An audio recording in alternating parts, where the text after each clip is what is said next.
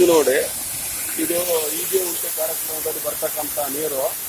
ಈ ನೀರು ಹಿಡಿದ್ರೆ ಬಹಳ ಸ್ವೀಟ್ ಆಗಿರುತ್ತೆ. ಈ ನೀರು